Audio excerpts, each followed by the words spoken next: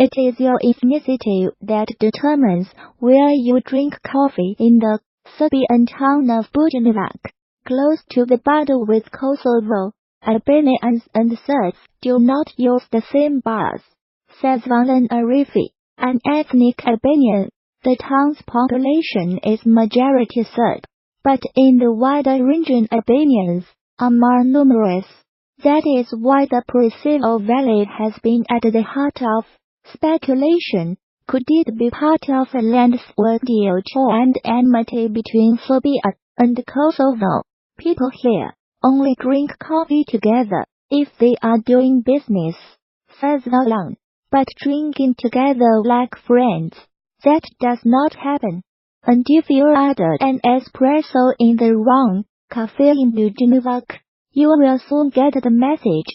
You can read the Wi-Fi password, something like, Albanians not welcome here, and in Albanian bars, it could be something like that against the Serbs.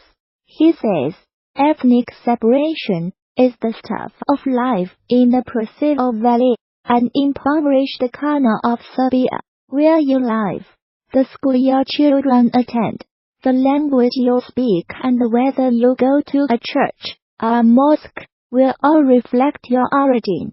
Since Serbia and Kosovo fought a bloody war that ended in 1999, relations have remained tense.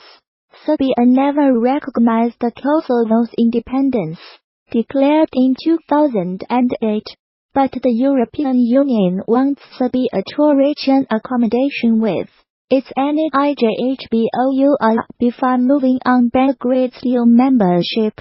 Kosovo, meanwhile, wants formal recognition at the United Nations, which is blocked by Serbia's ally, Russia. One dramatic, some say unthinkable solution to ending the rift could be an exchange of territory along ethnic lines.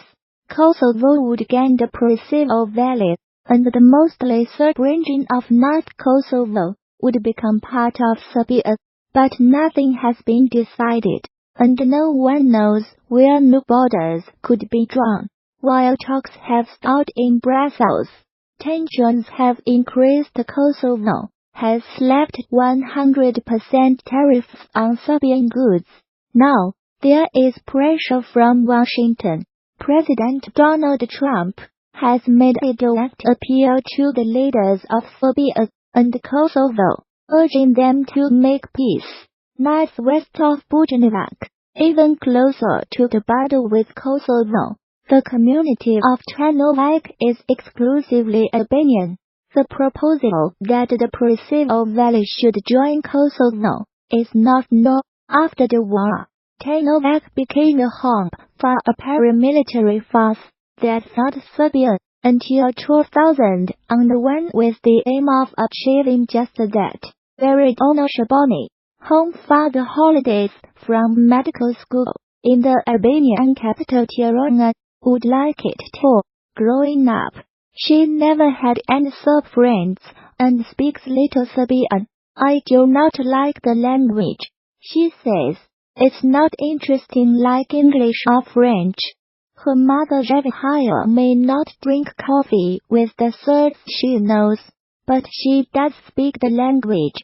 We lived in the former Yugoslavia, when Serbs and Albanians were supposed to be unified. She reflects, this generation grew up in a time of war, when hatred was promoted. Those harsh experiences have made young people turn away from each other.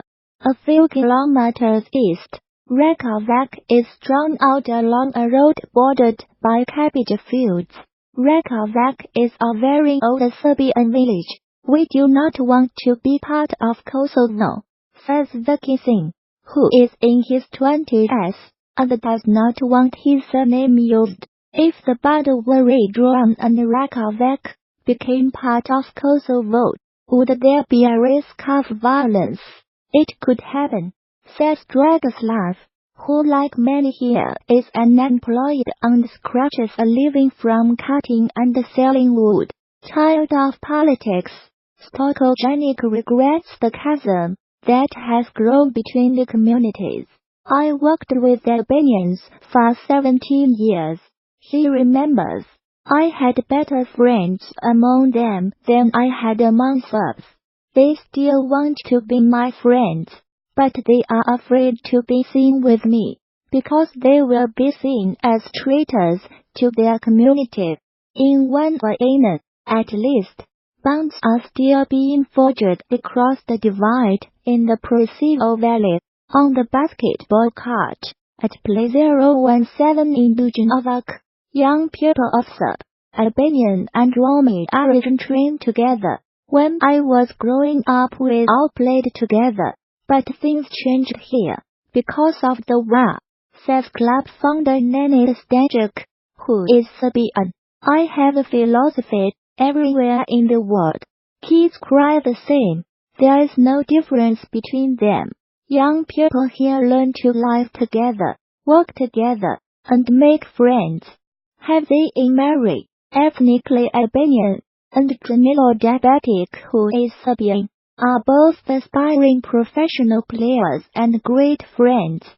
Danilo's like my Albanian friends, only he speaks a different language, says Hazin, who speaks good Serbian, and this is a partnership that defies the great coffee culture divide in Bujanovac. We go out to drink coffee, hang out, go to birthday parties together, says Danilo. But all that could change if the borders of the Kosovo Valley are redrawn. A popular tourist attraction has become the latest Chinese company tour, shows solidarity with Huawei's chief finance officer, Meng Wanzhou, who was arrested in Canada on 1 December. Shannon Mountain Scenic Park in eastern Henan province said it would waive the $9.40, 65 yuan, ticket fee for anyone carrying a Huawei phone. Ms. Meng, who was given bail in Canada, faces extradition to the United States on charges of breaking Iran sanctions. Her case has upped tensions with China. U.S. Huawei phones shoot grand photos on the mountain. A notice on the Shannon Park's social media account said, "We wish friends around the world who support Huawei's success in bliss." The offer would last until 29 December, the South China Morning Post reported, but it was met with some criticism among China's social media users, who claimed it was discriminatory. Huawei phone owners are being offered other endorsements too. They can get a 20% discount at a bar in Beijing.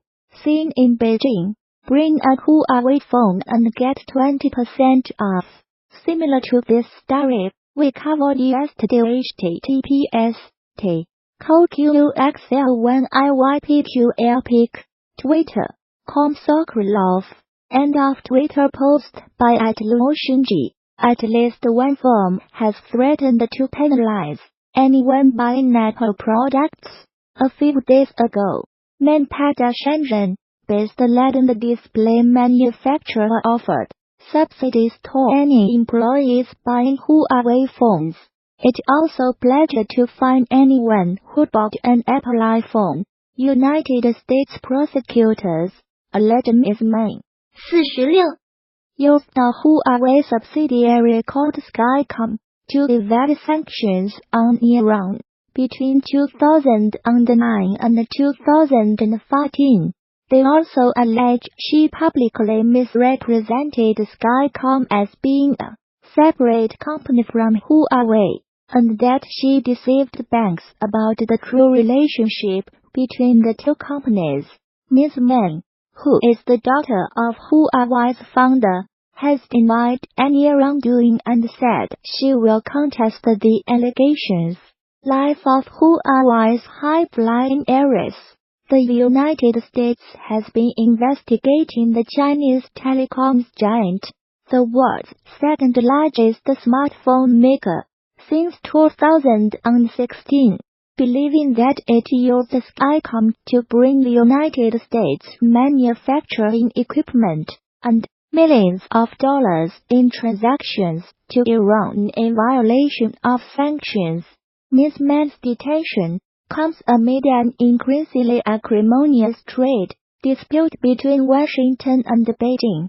China is angry at her detention, saying she has not violated any laws. Beijing has threatened severe consequences unless Canada releases the executive. Since her arrest, 2 Canadians, a former diplomat, and a businessman have been detained in China on suspicion of harming national security. United States President Donald Trump said last week that he might intervene in the United States Justice Department's case against Ms. Meng if it would serve national security interests or help achieve a trade deal with China. If I think it's good for what will be certainly the largest trade deal ever made, which is a very important thing, what's good for national security, I would certainly intervene if I thought it was necessary.